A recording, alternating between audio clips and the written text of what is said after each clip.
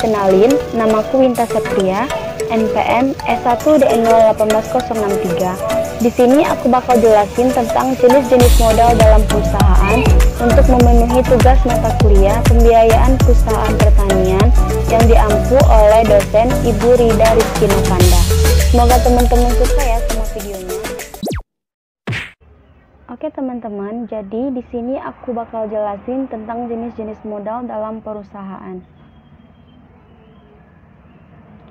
Berdasarkan cara memperolehnya, modal di dalam perusahaan terdapat dua jenis, yaitu yang pertama modal asing dan modal sendiri. Modal asing atau yang biasa disebut juga dengan hutang, terbagi menjadi tiga, yaitu hutang jangka pendek, hutang jangka menengah, dan hutang jangka panjang. Sedangkan modal sendiri terbagi menjadi tiga, yaitu modal saham, cadangan, dan keuntungan. Yang pertama, modal asing. Modal asing merupakan modal yang berasal dari luar perusahaan. Modal ini diperoleh dengan cara berhutang. Modal asing yang pertama, yaitu hutang jangka pendek, adalah segala pembiayaan yang akan dibayar kembali dalam waktu kurang dari 1 tahun atau selama 12 bulan berjalan. Terdapat 4 macam kredit di dalam hutang jangka pendek, yaitu kredit rekening koran, kredit dari penjual atau trade kredit, kredit dari pembeli, dan kredit wesel. Kita masuk ke jenis kredit yang pertama, yaitu kredit rekening koran. Merupakan pinjaman jangka pendek dan dapat dilakukan perpanjangan jangka waktu. Kredit ini adalah kredit yang diberikan oleh bank dengan batas plafon tertentu yang menawarkan fleksibilitas di mana penarikannya dapat dilakukan setiap saat dengan menggunakan warkat, cek atau billiard biro selama jangka waktu kreditnya.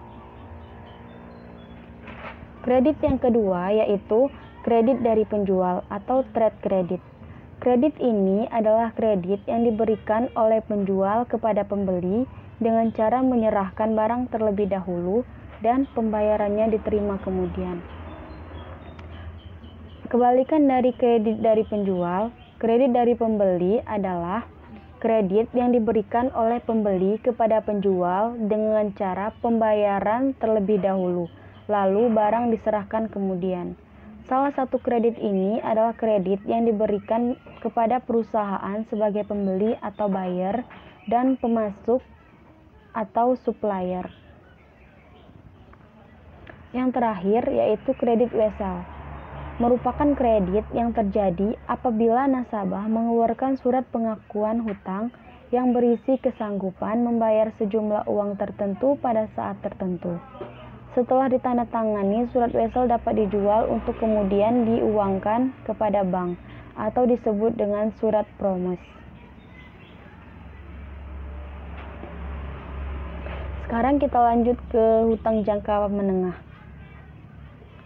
Hutang jangka menengah merupakan hutang yang memiliki waktu yang lebih lama dari hutang jangka pendek, akan tetapi lebih pendek dari hutang jangka panjang, yaitu berkisar antara 1 sampai dengan 10 tahun. Contoh dari hutang jangka menengah ini ada 2, yaitu term loan dan leasing. Yang pertama, term loan adalah sumber dana jangka menengah berupa kredit usaha yang umumnya memiliki tempo pengembalian di atas 1 tahun dan tidak lebih dari 5 tahun yang dibayar dengan angsuran tetap selama periode pinjaman. Jenis hutang pinjaman ini disertai jaminan berupa barang modal perusahaan. Yang kedua yaitu leasing. Leasing adalah suatu perjanjian yang memberikan hak untuk menggunakan harta, pabrik, atau alat-alat yang lain selama jangka waktu tertentu. Pinjaman ini dilakukan dengan persetujuan atas dasar kontrak di mana pemilik aktiva atau lessor menginginkan pihak lain yaitu lease untuk menggunakan jasa dari aktiva tersebut selama periode tertentu dan hak atas aktiva tersebut tetap pada lessor. Jenis hutang yang terakhir yaitu hutang jangka panjang. Hutang jangka panjang merupakan hutang yang memiliki jangka waktu cukup lama untuk pembayarannya. Umumnya, hutang jangka panjang ini memiliki waktu jatuh tempo lebih dari 1 tahun atau 1 siklus normal operasi perusahaan. Adapun beberapa contoh hutang jangka panjang yaitu yang pertama hutang obligasi, yang kedua hutang hipotek, yang ketiga wesel bayar jangka panjang, dan yang terakhir kewajiban pensiun atau pasca pensiun. Hutang obligasi. Hutang obligasi atau bond payable merupakan pinjaman di mana debitur mengeluarkan surat pengakuan hutang yang mempunyai nominal tertentu. Selama masa pinjaman, debitur akan memberikan sejumlah bunga yang besarnya tetap. Pokok pinjaman akan dikembalikan pada akhir masa pinjaman. Hutang yang kedua yaitu hutang hipotek. Hutang hipotek atau mortgage notes payable yaitu suatu pinjaman jangka panjang dengan jaminan benda-benda tidak bergerak. Kreditur diberi hak hipotek terhadap suatu barang tidak bergerak, agar bila debitur tidak memenuhi kewajiban, barang itu dapat dijual dan dari hasil penjualan dapat digunakan untuk menutupi tagihannya. Hutang yang ketiga yaitu wesel bayar jangka panjang. Wesel bayar jangka panjang atau long term notes merupakan wesel yang berjangka waktu minimal 30 hari. Biasanya wesel jangka panjang ini ditarik antara 60 sampai dengan 90 hari setelah diterbitkan. Yang terakhir yaitu kewajiban pensiun atau pasca pensiun. Secara umum, terdapat 2 prinsip dasar sehubungan dengan kewajiban pasca pensiun, yaitu kontribusi pasti dan manfaat pasti. Dalam kontribusi pasti, karyawan menyetorkan jumlah uang yang tetap kepada dana pensiun. Kewajiban perusahaan akan berakhir dalam kontribusi dilakukan.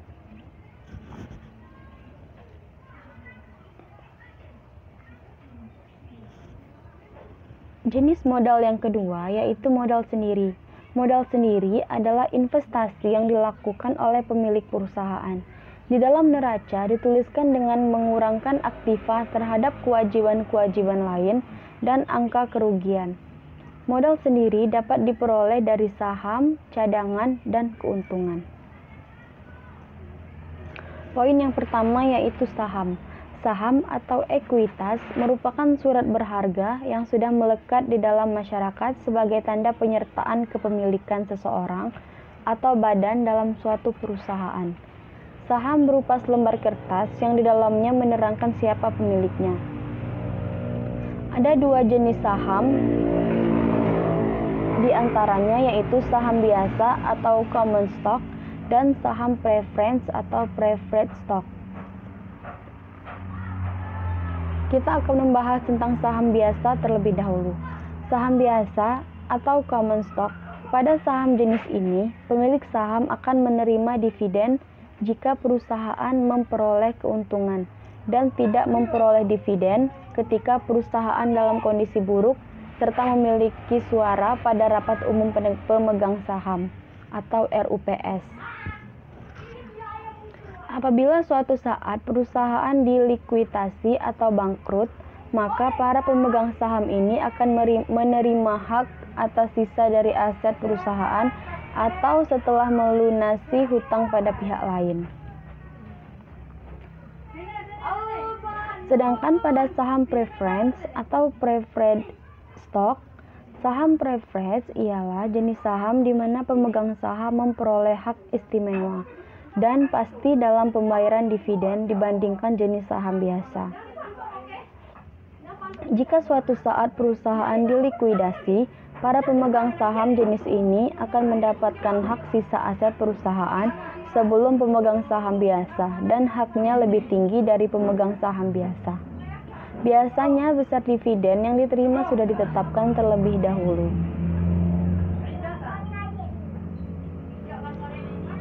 Jenis modal sendiri yang kedua yaitu cadangan. Cadangan ini maksudnya adalah cadangan yang dibentuk dari keuntungan yang diperoleh oleh perusahaan selama beberapa waktu yang lampau atau dari tahun yang berjalan. Modal sendiri yang ketiga yaitu keuntungan. Keuntungan adalah hasil yang diterima perusahaan dalam mengurangkan penerimaan dikurang biaya, yang kemudian digunakan oleh pemilik perusahaan sebagai sumber modal atau sekedar tambahan modal. Kalau dari penjelasan sebelumnya, dikatakan bahwa modal asing dan modal sendiri merupakan jenis modal yang diperoleh berdasarkan cara memperolehnya. Maka kini saya akan membahas tentang modal berdasarkan sumbernya. Terdapat dua sumber modal, yaitu modal eksternal dan modal internal. Pada modal eksternal terdapat 4 sumber, yaitu bank, supplier, leasing, dan pasar modal. Sedangkan pada modal internal hanya terdapat 2 sumber modal, yaitu keuntungan yang ditahan dan penyusutan. Modal eksternal. Modal eksternal merupakan modal yang bersumber dari luar perusahaan atau dana yang telah diperoleh dari suatu pemegang saham atau kreditur yang dapat berpartisipasi dalam perusahaan. Karena modal internal terbatas, sehingga untuk memenuhi kebutuhan modal ditarik modal eksternal dari luar yang tidak terbatas.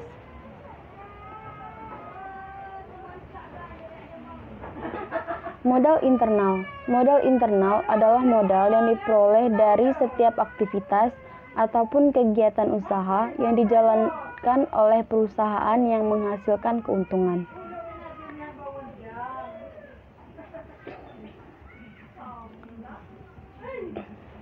Yang selanjutnya yaitu struktur kekayaan. Selain membahas tentang jenis-jenis modal, di sini saya juga akan membahas tentang struktur kekayaan. Struktur kekayaan sendiri adalah perimbangan antara aktiva lancar dengan aktiva tetap, baik secara absolut maupun relatif. Penjelasan ini dapat dikuatkan dengan contoh yang ada di bawahnya, yaitu pada sebuah contoh, terdapat sebuah perusahaan memiliki aktiva lancar sebesar 300 juta rupiah dan aktiva tetapnya sebesar 700 juta rupiah. Berdasarkan data tersebut, maka perimbangan secara absolutnya adalah 30/70 dan secara relatif 30% berbanding 70%. Yang kedua yaitu struktur finansial. Adalah struktur yang menunjukkan bagaimana aktiva perusahaan dibelanjai, yaitu menyangkut semua sumber pembelanjaan yang tercermin dalam seluruh pasiva neraca atau keseluruhan modal sendiri. Struktur finansial pada hakikatnya menunjukkan pula perimbangan absolut dan relatif secara keseluruhan modal asing, yaitu jangka pendek dan jangka panjang dalam modal sendiri. Dapat dilihat pada contoh di bawah ini, besarnya modal asing berupa kewajiban jangka panjang, yaitu 400 juta rupiah.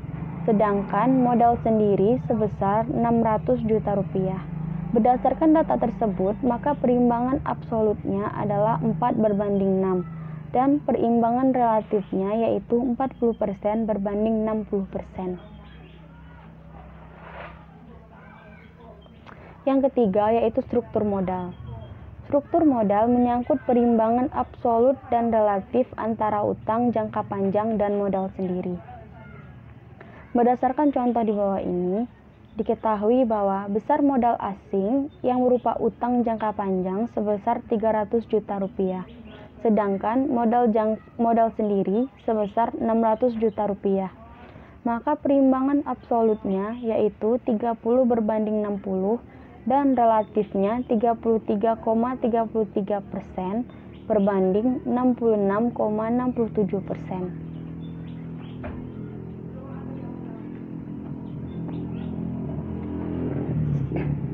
Yang terakhir yaitu modal kerja. Modal kerja merupakan modal yang diperlukan perusahaan untuk membiayai semua kegiatan bisnis, sehingga bisnis dapat berjalan sesuai rencana sebelumnya. Contohnya, modal untuk membeli bahan baku, membayar tenaga kerja, dan pembayaran hutang dagang. Dalam modal kerja terdapat 3 konsep, yaitu yang pertama, konsep kuantitatif, yang kedua, konsep kualitatif, dan yang terakhir, konsep fungsional. Konsep kuantitatif yaitu jumlah aktiva lancar atau yang sering disebut sebagai gross working capital atau modal kerja kotor. Dalam hal ini diberlakukan guna mencukupi kebutuhan dana operasional perusahaan yang bersifat rutin atau jangka pendek. Untuk mencari total modal kerja berdasarkan konsep kuantitatif, yaitu total modal kerja sama dengan total aktiva lancar. Konsep yang kedua yaitu konsep kualitatif. Konsep ini disebut net working capital, yaitu kelebihan atau selisih jumlah aktiva lancar terhadap kewajiban lancar. Jumlah aktiva lancar ini bersumber dari pemilik perusahaan maupun pinjaman jangka panjang. Rumus mencari modal kerja berdasarkan konsep kualitatif, yaitu modal kerja sama dengan total aktiva lancar dikurang total hutang lancar.